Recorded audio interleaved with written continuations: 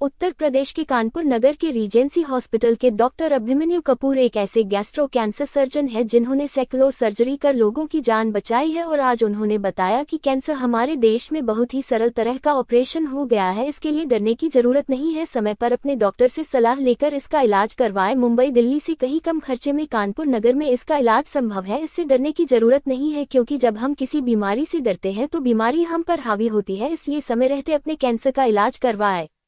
वर्तमान में दुनिया भर में हर साल 76 लाख लोग कैंसर से दम तोड़ते हैं, जिनमें से 40 लाख लोग समय से पहले 30-69 वर्ष आयु वर्ग मर जाते हैं। इसलिए समय की मांग है कि इस बीमारी के बारे में जागरूकता बढ़ाने के साथ कैंसर से निपटने की व्यावहारिक रणनीति विकसित करना है। वर्ष 2025 तक कैंसर के कारण समय से पहले होने वाली मौतों के प्रति वर्ष 60 लाख होने का अनुमान है।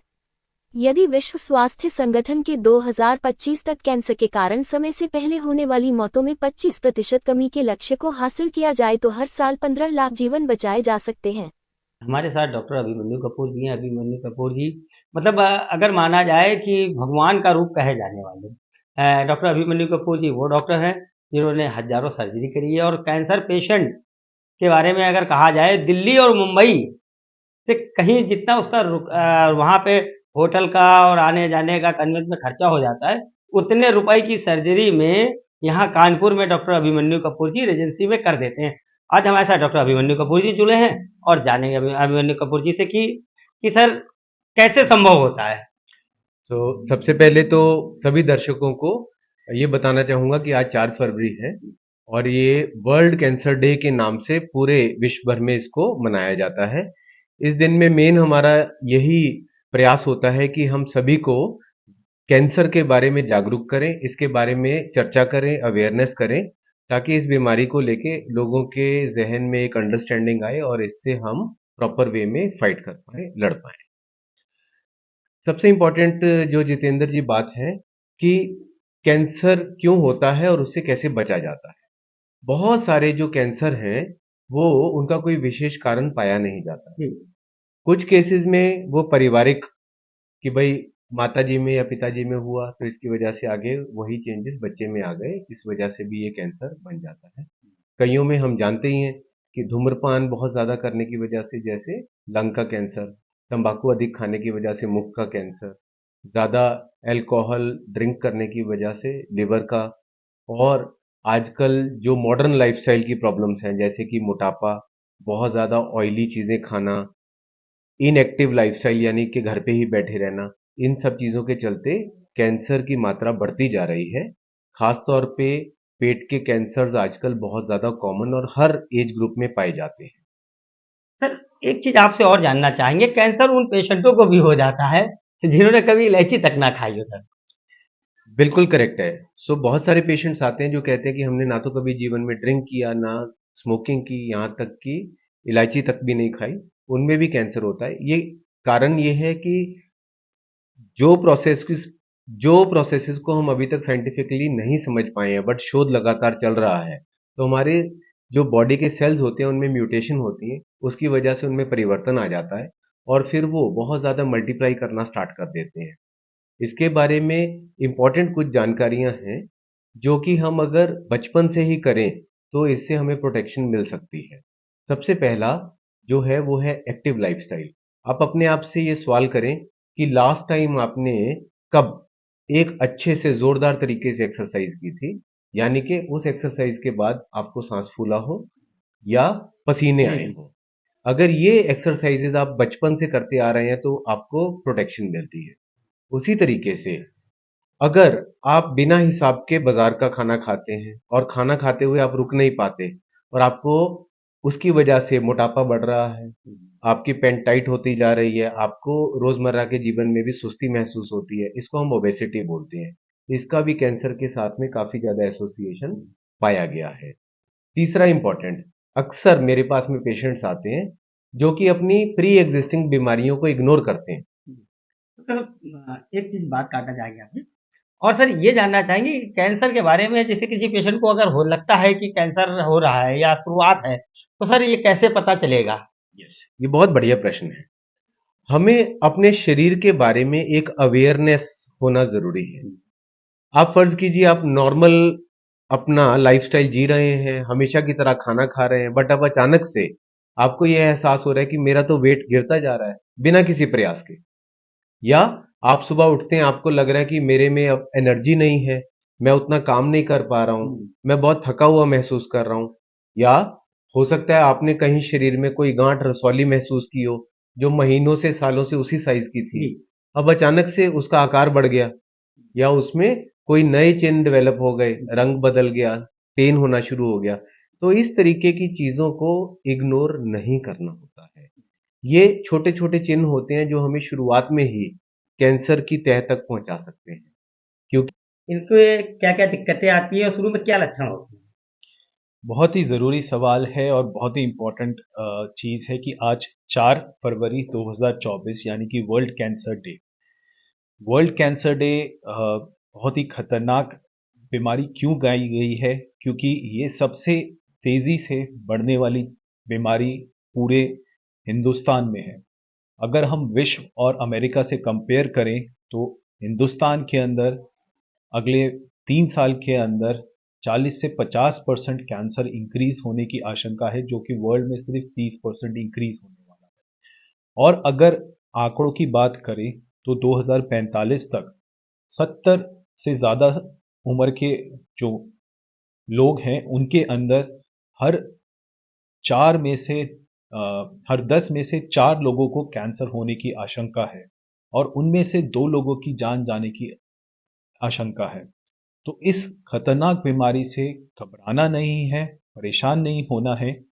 5 ऐसे कैंसर्स यानी कि ईसोफेगस, लंग, ओरल, ब्रेस्ट और सर्विक्स कैंसर, ये इन सब की स्क्रीनिंग अवेलेबल है, यानी कि इनको अर्ली स्टेज में पकड़ के इनको ठीक किया जा सकता है और पूरी तरह से कैंसर से निजात पाया जा सकता है।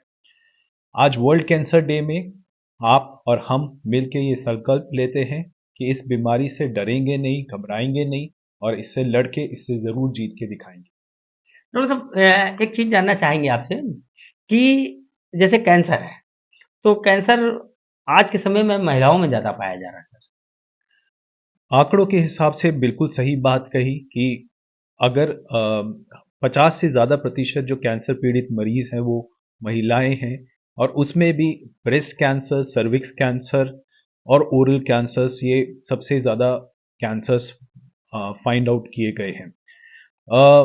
इन रीजंस बहुत सारे हैं, कई ऐसे रीजंस हैं जैसे कि आजकल औरतें मैरिज लेट करती हैं, बच्चे लेट पैदा करती हैं, कई सारे हार्मोनल सप्लीमेंट्स आ गए हैं फर्टिलिटी बढ़ाने के लिए, वो जिनको हम हार्मोन रिप्लेसमेंट थेरेपी कहते हैं, ये सब कहीं ना कहीं जाके कैंसर कराती हैं।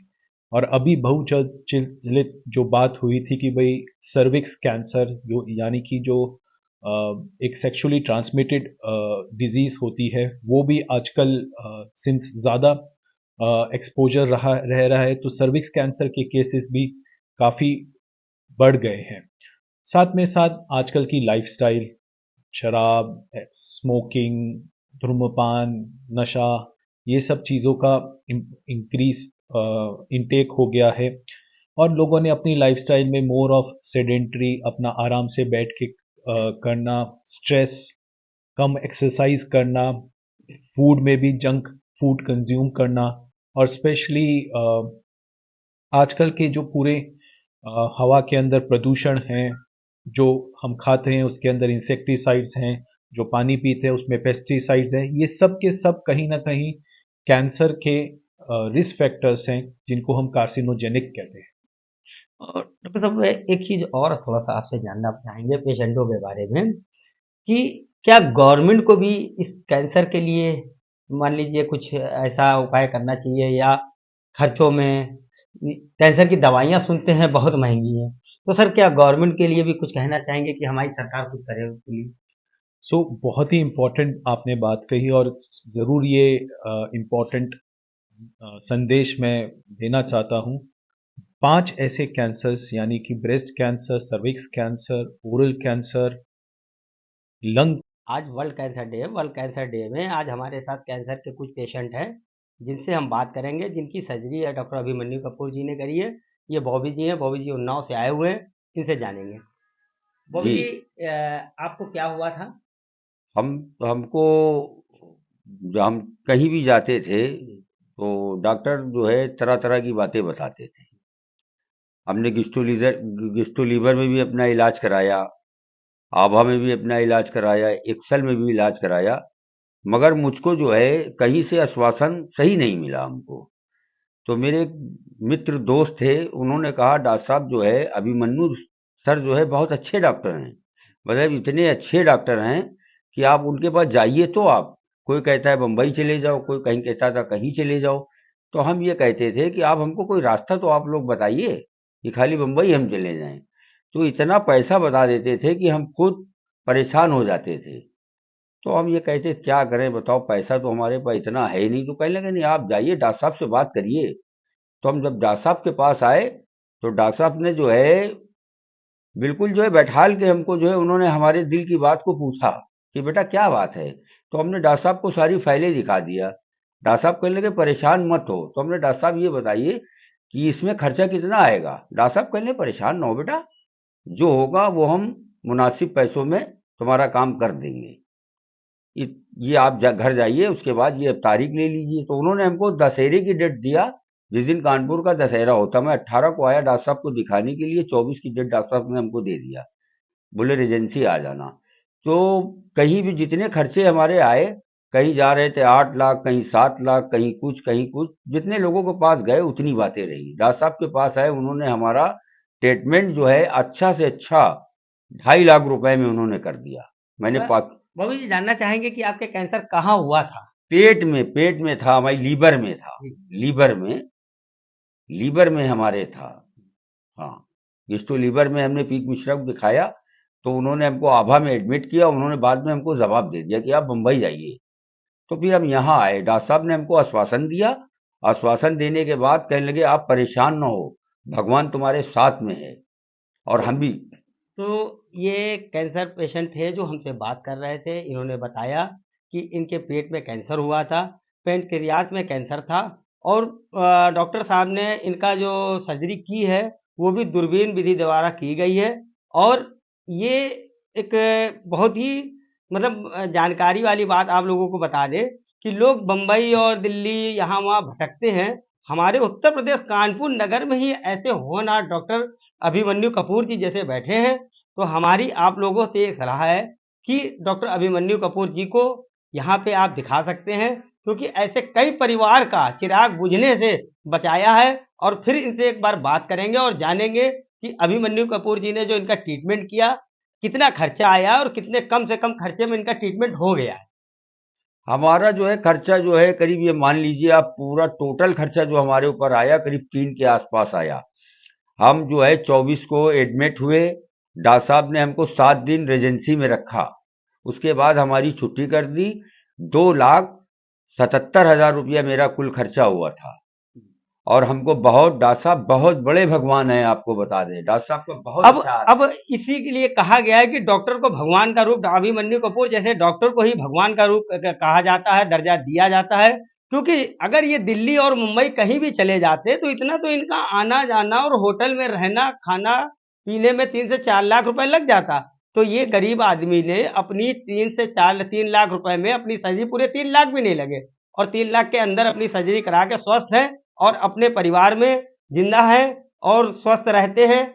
बाकी अब आपको कोई दिक्कत? नहीं, हमको कोई दिक्कत नहीं है। हमको डॉक्टर साहब जो है बिल्कुल, डॉक्टर साहब ने हमको इतना आश्वासन दे दिया था कि हम डॉक्टर साहब के आश्वासन में हम अच्छे हो गए थे, आपको बताएं। और वर्ल्ड कैंसर डे पे डॉक्टर साहब ने यहाँ पे अपने सारे पेशेंटों को बुलाया और उनके साथ एक अच्छा सा लंच रखा है। और परिवार की तरह उन लोगों को मानते हैं कि हमारे जितने भी पेशेंट हैं यहाँ आए और हमसे मिले और उनकी राय देखते हैं, और कोई उसका कोई शुल्क भी नहीं लेते।